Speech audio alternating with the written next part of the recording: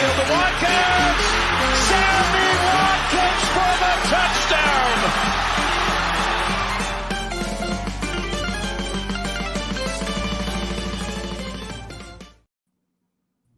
The quarterback carousel ride is in full swing, and it has only just begun. I'm Adam Wright with CJ Medeiros and Justin Tucker. You're listening to the Fumblerooski podcast by Power 88 and Secret Weapon Consulting. As I mentioned, lots and lots of quarterback news. The franchise tag deadline just ended today as we are recording on March 7th. It ended at 4 p.m. Eastern time. And plenty of tags went around, but the quarterback news, guys, the quarterbacks. And I honestly, I knew something was going to happen, but I didn't see it being like this. And we have a lot to talk about. So we're going to talk about the Packers with quarterback Aaron Rodgers, the Lamar Jackson with the Ravens, Daniel Jones, Derek Carr, Geno Smith, among others. I mean, this is the NFL offseason, man. It's the best offseason of all of the four major sports. And we are going to jump right into it. So, the Packers, it turns out, have granted Aaron Rodgers with permission to speak to other teams. And Rodgers' camp did not waste any time with visiting teams. One of the franchises that was heavily rumored to want him, the New York Jets. So they spoke with them on Monday and they spoke with them today. So, and apparently today a bunch of their personnel flew out on a plane to go see him. So Joe Douglas, Robert Saleh, among others.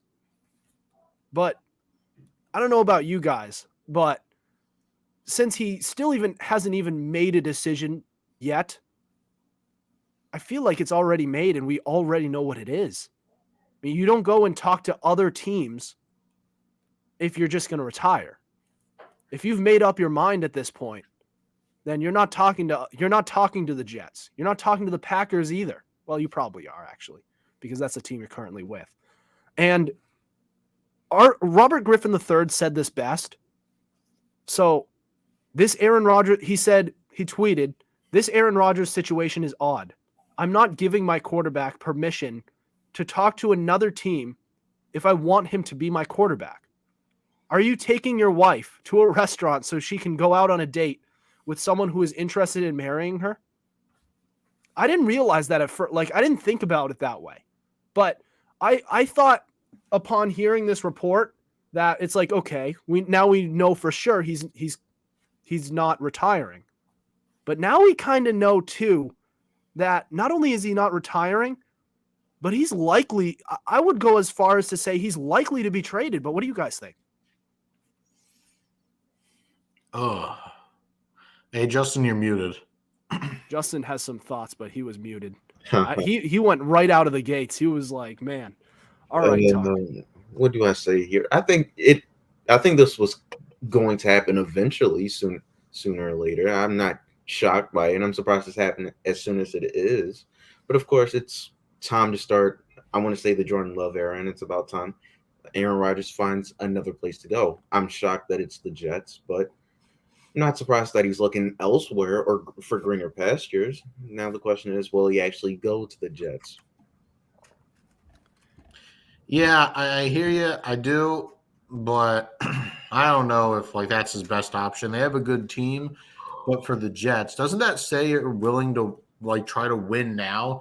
Because at best, you're probably going to end up being third in the division, and on top of that, no. Rodgers is 39. Who knows how much? What do you mean, no, Adam? I think they are at worst second. And they might win that division. They do not have the firepower to compete with Miami, a fully healthy Miami, and they cannot out-coach Buffalo. Well, actually, with Miami, I think huge asterisk. They can't stay consistently healthy, especially at the quarterback spot right now. It's a huge if on health. And when they're healthy, they can compete with anybody. But on Buffalo's side, they fade away when it matters most. And unfortunately for them, so they're a high-flying air show type team, right? Yeah. So when it matters for them in the cold air, when the ball doesn't fly quite as well, they disappear. Yeah, well, let me tell you something. When Buffalo and the Jets supposedly meet in the playoffs, talk to me then. Furthermore, for the Jets, this isn't a permanent solution. I mean, I don't think they're a win-now team, yet I think it's sensible to view this as a win-now move. I agree. It would be a win now. I don't know. And as far as, the Packers go, finally just end this nightmare because it's been going on for too long. Yeah. And I think the fans deserve a reprieve from the drama, if I'm being honest. I think this is long overdue for both sides. The Jets, man, they need to break this. First of all, they need to break this playoff drought. And they have a team around them that is capable of doing it if they just have the quarterback. They barely missed the playoffs with the quarterback room that they had. You put Aaron Rodgers in that mix. I mean, look, where's the weakness besides offensive line? Where's the weakness? I'm not crazy about their linebacker core, but they could probably use another safety too. But they could pick up Eric Kendricks too. Their defense as a unit is pretty damn good. They would just need to patch in a few holes. And honestly, with this defensive free agency class, I think they can do it. That'll be fine. Just work on patching a couple holes in the defense and address the offensive line. It doesn't need as much work as I think everyone thinks. It really does not. It's more of a health thing for them. Another on that I think offensive Aaron Rodgers could go is the Commanders, low key. I could see that happening because their biggest gripe is like the quarterback spot. If they can just settle down at that position, yeah, I believe they could be a playoff caliber team. They almost made the playoffs with Carson Wentz and I keep forgetting Taylor Heineke. So if they can just get better quarterback play from that position, I think they're a playoff caliber team. Yeah, I think that's a fit. Yeah. And they also have some cap space as well. What about the Raiders, though? Do you really want to play for Josh McDaniels? Huh? Do you really want to play for Josh McDaniels? Well, probably not, but I don't know. Like, I mean, I've been hearing it because, they have Devontae Adams. That'd be a huge lure for Rodgers, I think. Yeah, they have the weapons. It's just the play calling in the team and just the overall performance of the defense is what I'm worried about. And those are some pretty big holes, actually. I think people undersell. You need to stop. You need to stop. You need to stop. All right. They have some. Those are some pretty big holes. Listen, that if there's anything that this season has really emphasized, it's just how much coaching matters in the NFL. Mm-hmm. This was a season where a Seahawks team with still competent coaching had put in a next man up mentality to the quarterback position. Their backup had the same caliber year that Russell Wilson would have year in, year out when he was a Seahawk. And then Russell Wilson, who went to his new team with a pretty good roster, actually, with incompetent incompetent coaching, wasn't able to do anything that he used to do. So I think coaching really does matter. Mm-hmm. And that's a big hole for Vegas. And also their defense, they need some work there. It wasn't all on the offensive personnel. In fact, most of it wasn't. So I would say, listen, and also it also matters for Aaron Rodgers the place he's going to. And I think Washington as a city, Vegas as a city, those aren't the biggest football towns. I mean, Washington kind of, but I mean, New York, that's the Big Apple, man. I mean, that's the epicenter of the United States right there, the concrete jungle. And you get the reins for it. You're going to get all the attention, all the media attention you need from that sports town. And he's the type of guy who's very look at me, look at me, look at me. I think New York is the perfect destination for him. Oh, would y'all That- stop? Would The y'all offense- Geez, it's all fun and games till he starts struggling and the media destroys him. which would make it even better to cover. Yeah, Which would make would. it even better. Or And if he looks like an MVP again. and yet another future Hall of Fame Packers quarterback going to the Jets and failing. Would that not also help Tom Brady's GOAT case? Oh my Brady God. goes to a new team and he wins a Super Bowl in his first year. Rodgers goes to a new team and they're still a cellar dweller. If they make the playoffs and get to the Super Bowl, as a Jet, oh, that ring might be better than any other ring Tom Brady has won. That actually might be the best ring. Lies. It would be a good As ring. a Jet? No, as a Jet. Aaron Rodgers winning a ring as a Jet. No. Come on now. I don't think that's that big of a take. You can make an argument. Yeah, I would. I hate to say it, but if you win The a only ring ring with a he deserves Jets, is Super Bowl 51. That's the Yeah, only but this other is ring. not like the Jets rosters of yesteryear. This is But it's actually still- halfway decent. they With had a one of the halfway best decent defenses coach in as the well. league. CJ, it's the Jets. You don't mean that. They have one of the best defenses in the league. They had that last year.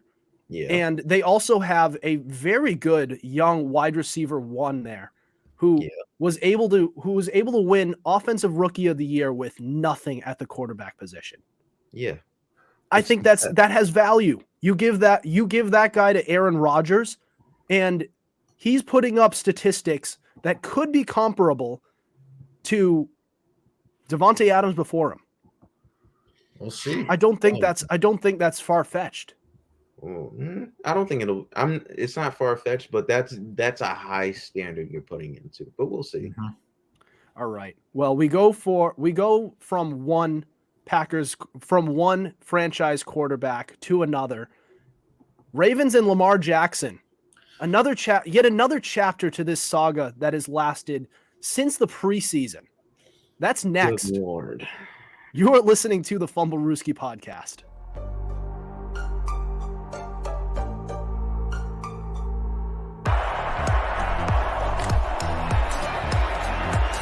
Here's Edelman broken up, and the pass is no sign yet.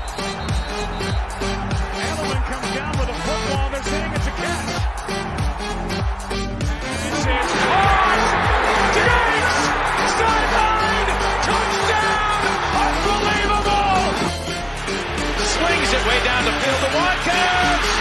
Sammy Watkins for the touchdown.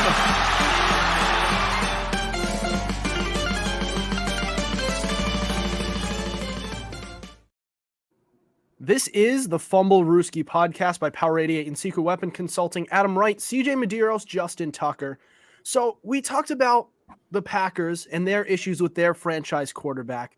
We're going to another on the AFC side with the Ravens and Lamar Jackson. So they have decided to give Lamar Jackson the non-exclusive franchise tag for $34 million. And so essentially the non-exclusive versus the exclusive. Non-exclusive means that other teams can negotiate a deal with the quarterback. And if the Ravens match it, then they get to keep him. If they don't match it, then the Ravens get 2 first-round picks. So essentially the Ravens are saying, okay, let's see what the market is. If you're worth that, then you're worth. If you're worth what you want, then you're worth what you want, and we get 2 first-round picks out of it. If not, we'll match it, and we get you back. But as I said in the prior segment, if you want him on your team to be your quarterback for the next 5 years, you're not giving him that opportunity to talk with other teams. I understand it's a little different, and they're saying, let's see what this market is. But you don't give him that chance if you are 100% sold on Lamar Jackson being your quarterback of the future. I don't know about you guys, though. Oh my God. I think it's completely different than the Aaron Rodgers situation. I don't think it's comparable. I think the Ravens have made it clear that they want him as the Ravens quarterback, but unfortunately, they're just it's a difference of opinion on how much Lamar Jackson is worth. That's where it really is. The Ravens have been fair. They've given him contracts where you're like, okay, they're not shortchanging him. But at the same time, compared to what you think Lamar Jackson is and the value he brings, you want something along the lines of a Deshaun Watson contract, which I hate so much. I despise that contract. Not even because of the constraints it puts on the Ravens. Just You mean the Deshaun Watson contract? Sorry, you said Lamar Jackson.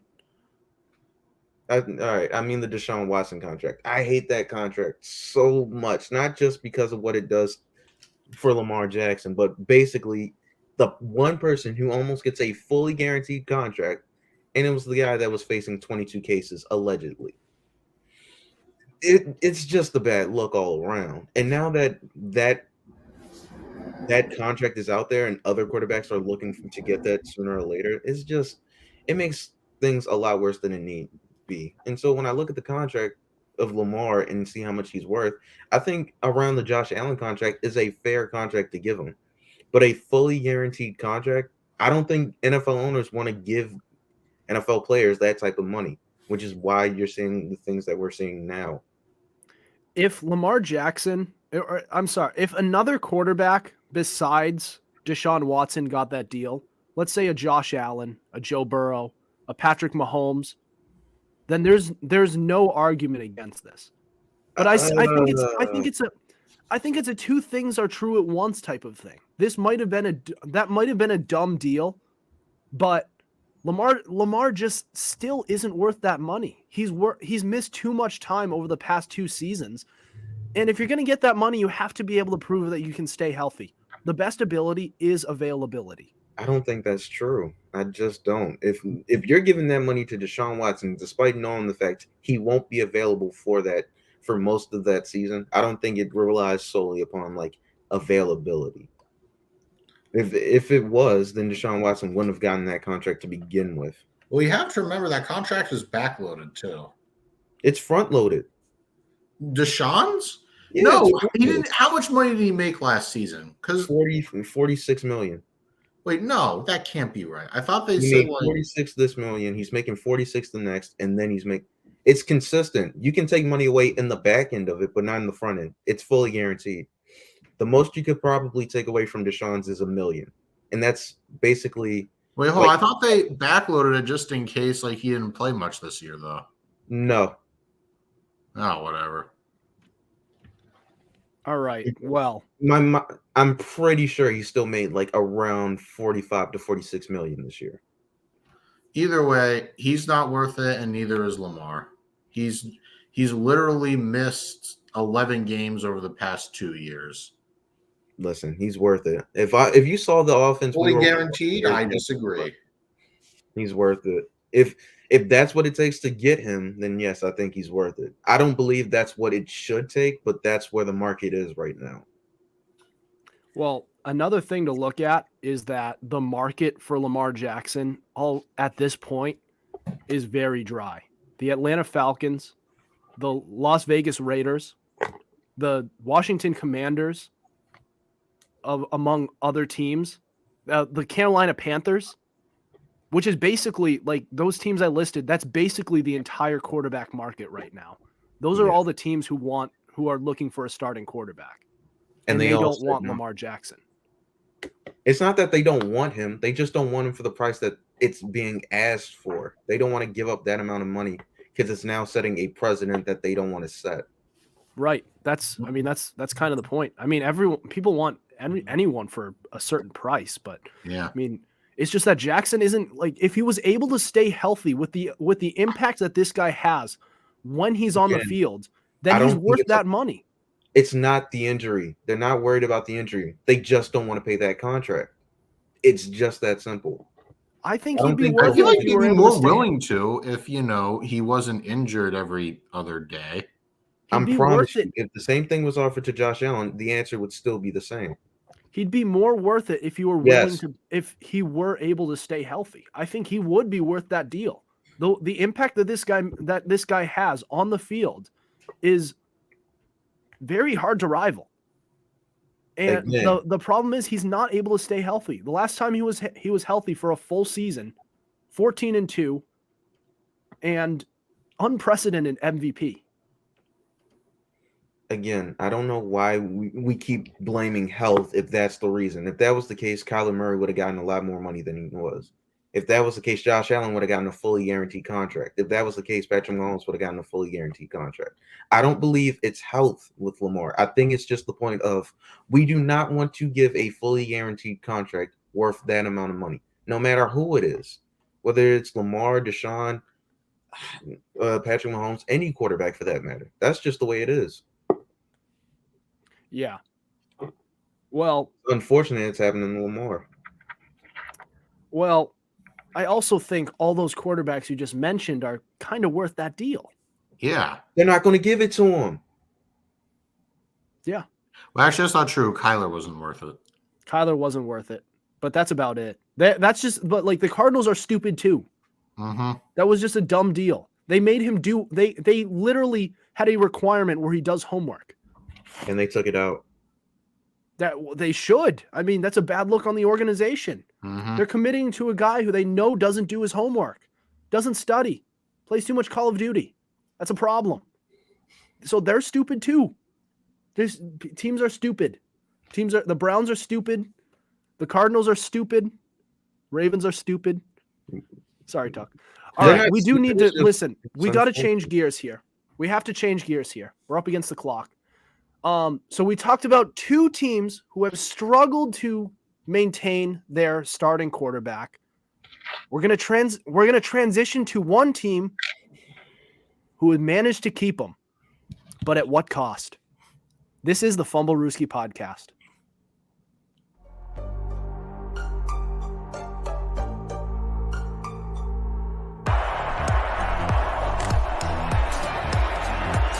Here's Edelman broken up, and the pass is no sign yet. Edelman comes down with a football. They're saying it's a catch. It's caught! Diggs! Sideline! Touchdown! Unbelievable! Swings it way down the field to Watkins! Sammy Watkins for the touchdown!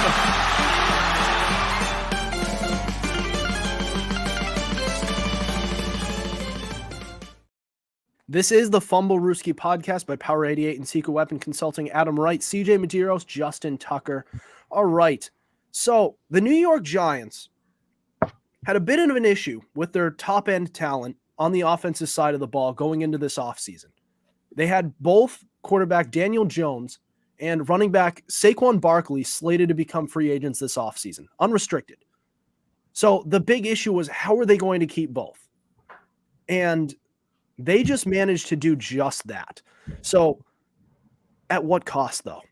The Giants re-signed quarterback Daniel Jones to a 4-year, $160 million deal. $82 million of it is guaranteed.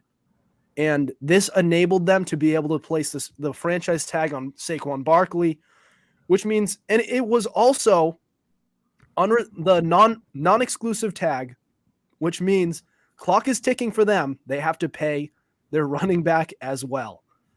But listen, we've bashed these past couple of teams for not being able to manage their quarterback situation so well. But this team re-signing, like I'm all for bringing back Daniel Jones for the right price. Call me crazy, but could they have not just put the franchise tag on Jones, keep him around for a season, and then signed Saquon, and then broke the bank for Saquon Barkley? That just feels like it makes more sense to me because Daniel Jones is not worth that money. What if he sits out? He sits out? Yeah, what if Daniel Jones sits out? What are you doing at quarterback? What will they ever do without Daniel Jones? Honestly, I don't know where Daniel Jones got that thought in his head that that he's worth that money. Brian Daboll came in and single-handedly saved his career, and now he's under the impression that he's good. Well, guess what? He had like 3,200 yards and 15 touchdowns. Oh boy, I am so impressed. He's just not worth that money. And if he reverts back to his old self, well then, this is going to look especially bad. Yeah, it's going to look very bad if he reverts back to Danny Dimes days instead of just, looking the way he did last year, which isn't bad. It's just that he didn't score a lot of touchdowns and a lot of yards by that is going standards. That whole going to offense come was down to quickly. that is going to come down to how they surround this team for Daniel Jones. It's going to come down to how they build this roster now, because you can't just go if it ain't broke, don't fix it. Yeah. Because it still is broke. You just were able to work with what you had, which was impressive. But now let's see you surround him with talent. I see some pretty good trade targets out there, namely DeAndre Hopkins, who's looking to prove that he can still do it at this age. And you are looking for a wide receiver who is an actual legit number one. So take DeAndre Hopkins and Darius Slayton as your 1-2 punch. That's pretty good. That's something you can work with. And then you have Saquon Barkley in your back pocket as well. It makes Daniel Jones look better. Saquon Barkley is still the centerpiece of that offense. And you work with the defense as well. It's a good young defense. They're still figuring things out. But you're trending in the right direction at that point. They might just draft a receiver, They could. Yeah, I think they're going to have work on that offensive line, though, don't you think? Yeah, but Adam, they could work on that on any other round. Yeah, they could, I guess. Now, Adam, here's something to think of. Is Daniel Jones's contract not front-loaded? Because you and I were talking on camera, it is. And the Giants, I believe, had about $46 million in cap space. You take Daniel Jones's front-loaded contract and the $10 million franchise tag on Saquon Barkley. I'm sorry, but you've moved yourself out of making a splash on any big-name free agents. You made your choice with your money. Mm-hmm. Yeah. Well, make some cap space. It sounds simple, but it's not that hard to do. The cap it exists. It doesn't, we believe in the salary cap on this podcast, but it's easily manipulated. You can easily talk to it's a big roster, 53-man roster. There's a lot of players you can talk to and get some money cut and make some space to improve your roster. That doesn't mean they'll do it. That doesn't mean they'll do it. You can ask. That doesn't mean they'll renegotiate. They could. We'll see what happens. All right. So we're going to move on here. So one quarterback who was re-signed to another. The Seahawks have brought back Geno Smith. We'll talk all about that in the loaded deal that he received. That's next. This is the Fumblerooski podcast.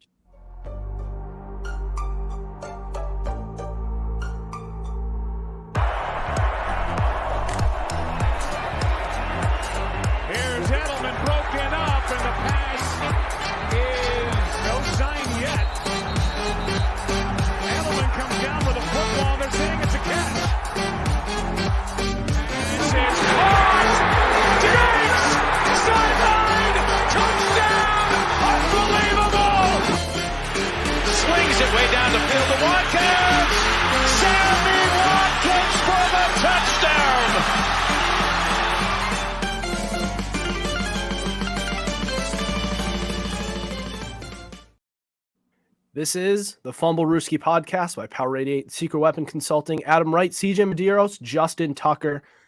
Geno Smith is back. He is back on the team where he won his first Pro Bowl nomination. Well deserved, with 30 touchdowns to 11 interceptions and over 4,000 yards. Who saw that coming, man? Great job by Geno Smith. I don't know if he's a fit for the Comeback Player of the Year award, because all he did was come back from sucking, which is a good achievement. If there was a most improved player award, he would be a slam dunk favorite. But there were other guys who could have gotten this award. Either way, that's besides the point. This guy got a 3-year, $105 million deal. But it's front loading in the first year, giving him 50 something. Right. So, listen. Check to make sure.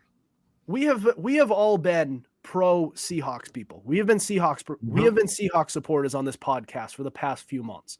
With the way they performed this season, despite their star quarterback leaving, and with how well they are positioned for the future. Good young talent, a quarterback who is, a very stable quarterback who could be a bridge to somebody who could win a Super Bowl for you. This deal, 3 years, $105 million, feels a little bit like they believe he's their franchise guy. And if he is, that is one expensive bridge quarterback. It just feels like if you're going to bring him back on a smaller deal and say, listen, you're going to stay with us for a couple seasons. You're going to keep racking up these very good seasons that you just had. And eventually we're going to have to move on from you. And you are going to have the value to be a starting level quarterback somewhere else. And we'll get our guy for the future. That should have been what they did. But it seems like they're committing to him. And it feels like this is getting to a point where it's fool's gold. I don't believe Geno Smith is as good as he was this past season. It was a great achievement, great story. But I just don't think they should have. I think they overcommitted to him. Not really. I don't think so. Because the contract is really more like 3 years, $75 million, because he's getting paid, I want to say, $28 million per year. So it's more like a 3-year. The other stuff comes from like added incentives and like $40 million at the signing bonus. So that's where it looks weird, but when you look at the contract and the structure of it, it's not that bad considering. It doesn't hamper them going out there and building around what they have. And the roster's not really bad. They just need more talent. Yeah, luckily for them, though, they do have like a really early pick. Yep. So, and I believe they have pick 5. And you know what that means? They could get Will Anderson. Oh, I don't know if Will Anderson's going to last to 5, barring any trades. But yeah, I'm just saying they have enough picks. They do have early enough picks each round to the point where they should be able to build up their roster. Well, listen, they do have a good defense. Like I'm not disputing that at all. They have a good defense. They could use a better pass rush and possibly a better rushing defense as well. But they have a good roster. Their offensive line is the best it's played in years. I've preached that all this past season, and I'm saying it right now. They have a good young offensive line that is playing the best it has in years. In Russell Wilson's whole career, sadly.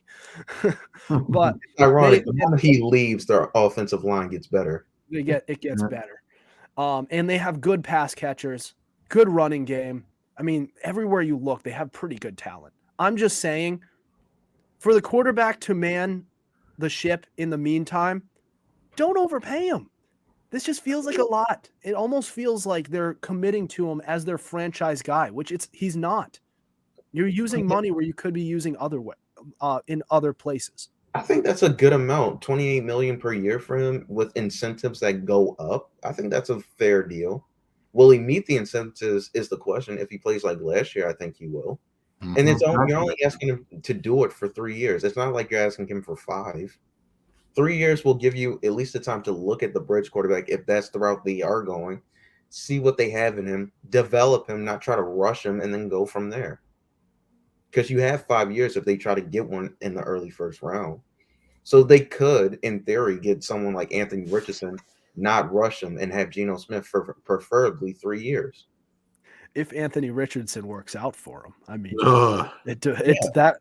Listen, I mean, I'm on board with CJ on this one, and we haven't talked much about these draft prospects on camera. But for you guys who don't know, CJ believes that Anthony Richardson should have stayed in Florida for a year. And honestly, looking at the trajectory of his statistics in those years with Florida, I would agree.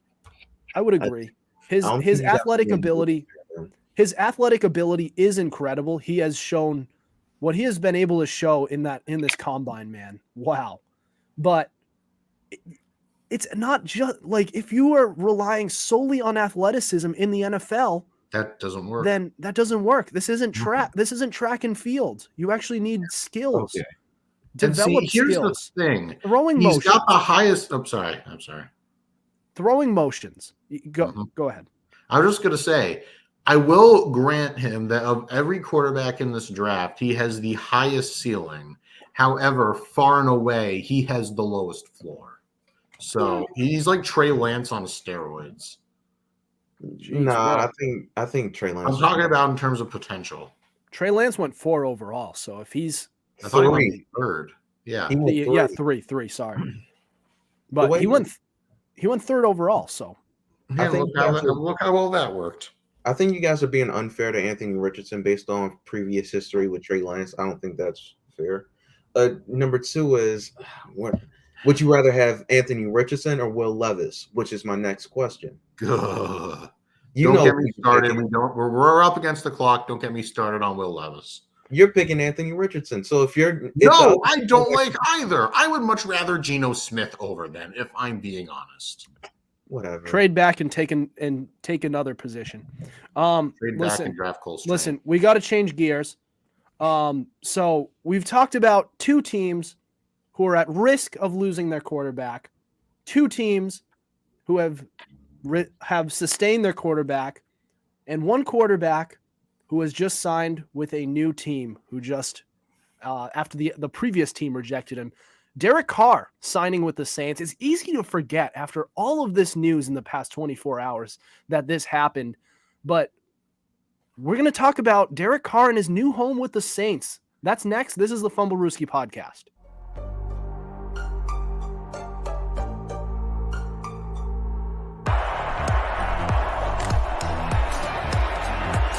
Here's Edelman broken up, and the pass is no sign yet.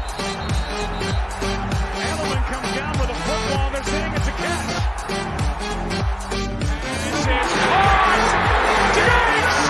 Sideline! Touchdown! Unbelievable! Swings it way down the field to Watkins. Sammy Watkins for the touchdown.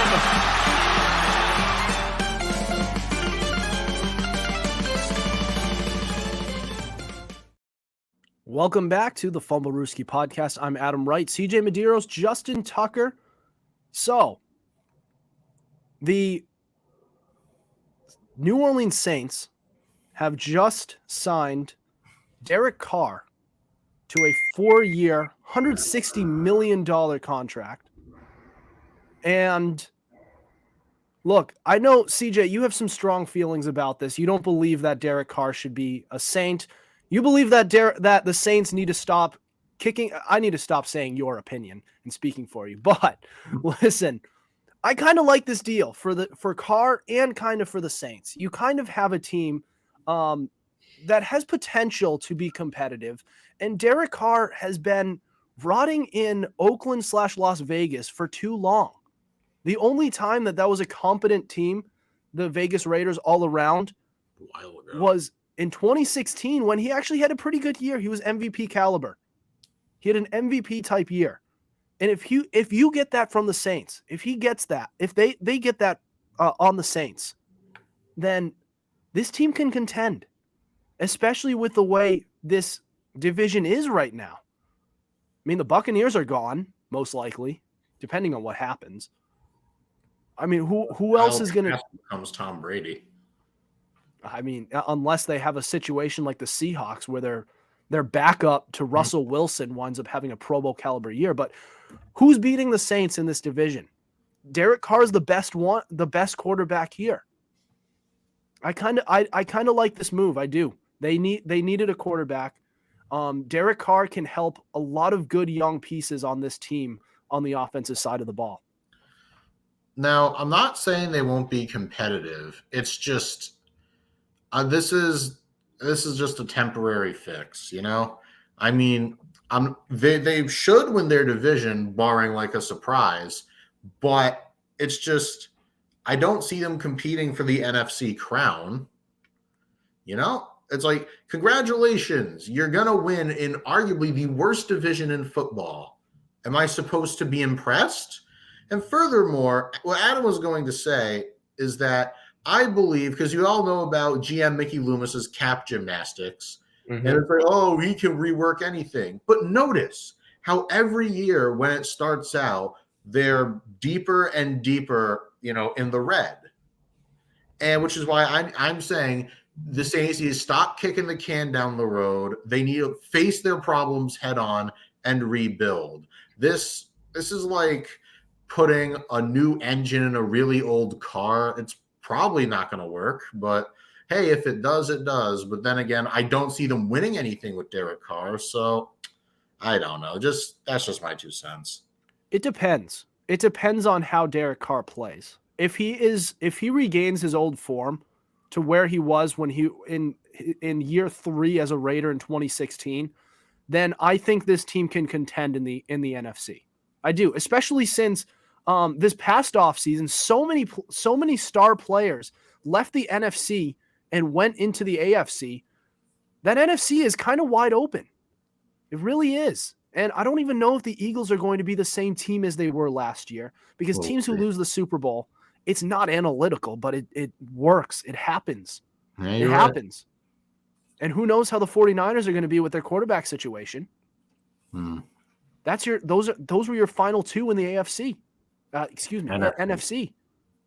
So I'm sorry. I still see the Saints contending, possibly. Yeah. It's a possibility.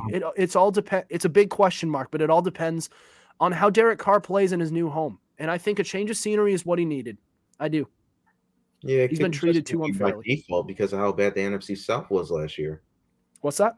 It could be just by default, just based upon how bad the NFC South was last year. Yeah, it should. It is based on default, but it helps you get there. It does help you get there. All right, listen, I want to get to our last segment, which is the fan box, and we talked about a little bit about the NFL Combine. Our last show was all about it. We're going to touch on it slightly on our fan box with the top performers at the NFL Combine. This is the Fumblerooski podcast.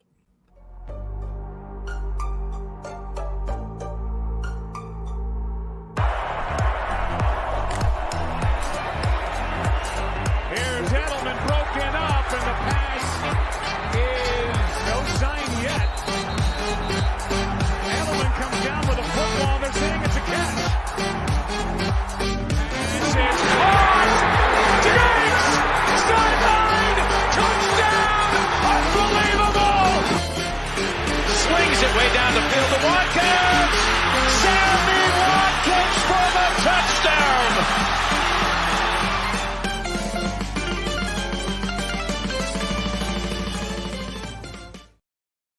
You are listening to the Fumblerooski podcast by Power 88 and Secret Weapon Consulting. Adam Wright, CJ Medeiros, Justin Tucker.